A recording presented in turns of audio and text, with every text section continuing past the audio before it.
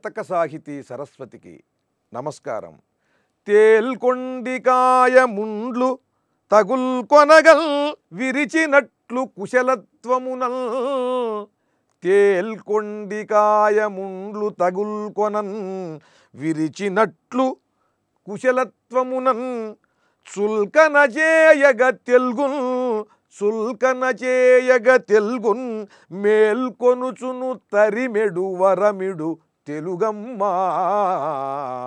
ఓ తెలుగమ్మ, తేల్కొండికాయలు అని పొలాల్లోనూ తోటల్లోనూ ఉంటాయి.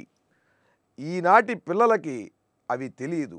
ఆ తేల్కొండికాయలు చిన్న కరక్కాయలాగా ఉండి ఆ కాయ కొనకి రెండు కూరల్లాగా ఉంటాయి, పాము కూరల్లాగా వంపు తిరిగి ఉంటాయి రెండు ముళ్ళు. ఇవి మనం వెడుతున్నప్పుడు బట్టల్ని పట్టుకుంటాయి. మన శరీరానికి కూడా అవి గుచ్చుకున్నాయంటే వాటిని గబుక్కున లాగినట్టయితే ఆ మేరకి చర్మం ఊడొచ్చేసేస్తుంది. అందుకని తేల్కొండికాయ ముళ్ళు గనక గుచ్చుకున్నట్టయితే చాలా కుశలంగా చాలా నైపుణ్యంతో జాగ్రత్తగా దాన్ని తీసుకోవాలి. ఇప్పుడు తెలుగు భాషకి కూడా ఎటువంటి చేటు వాటిల్లుతున్నదంటే తెలిసి తెలియనటువంటి వాళ్ళు మాట్లాడే మాటల వల్ల ఈ మాతృభాషకి తేల్కొండికాయ ముళ్ళు గుచ్చుకున్నట్టుగా ఈ ఈ ఇబ్బందులు కలుగుతున్నాయి. మామూలు ముళ్ళు గుచ్చుకుంటే దాన్ని సూటిగా ఎలా గుచ్చుకుందో, ఏ కోణంలో గుచ్చుకుందో, ఏ దిశలో అది ఆ దిశలోనే దాన్ని పట్టుకుని తీసేస్తే అది వచ్చేస్తుంది.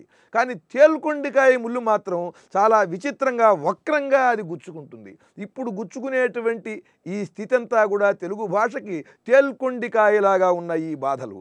కనుక తేల్కొండికాయ ముండ్లు తగుల్కొనగన్ విరిచినట్లు కుశలత్వమునన్. ఈ కాయని మాత్రం విరిచి ఆ ముళ్ళుని జాగ్రత్తగా ఇలా తీయాలి. తేల్కొండికాయ ముండ్లు తగుల్కొనగన్ విరిచినట్లు కుశలత్వమునన్. చుల్కన చేయగ తెల్గున్. తెలుగుని చులకన చేస్తూ వక్రంగా మాట్లాడేటువంటి వారిని చుల్కన చేయగ తెల్గున్ మేల్కొనుచును. చాలా జాగ్రత్త వహించాలి. ఇక్కడ ఈ తెలుగు భాషా సరస్వతిని ఎవరైనా చులకన చేసినట్లయితే మేల్కొనుచును చాలా జాగ్రత్త వహించి చాలా మెలకువగా నైపుణ్యముతో తేల్కొండికాయ ముళ్ళుని ఎలా జాగ్రత్తగా తీస్తామో ఈ చులకన చేసిన వారి బారి నుండి మన భాషని రక్షించేందుకు కూడా అంత జాగ్రత్త వహించి మాట్లాడాలి. చుల్కన చేయగ తెల్గున్ మేల్కొనుచును తరిమెడి వరమిడు తెలుగమ్మ. జాగ్రత్త వహించి వారిని మాట్లాడనీయకుండా చేసి వారికి మన మాతృభాష గొప్పదనాన్ని చెప్పి ఒప్పించేటువంటి జాగ్రత్తని వహించే వరాన్ని ఆ శక్తిని మాకు ప్రసాదించు తల్లి. జై తెలుగమ్మ.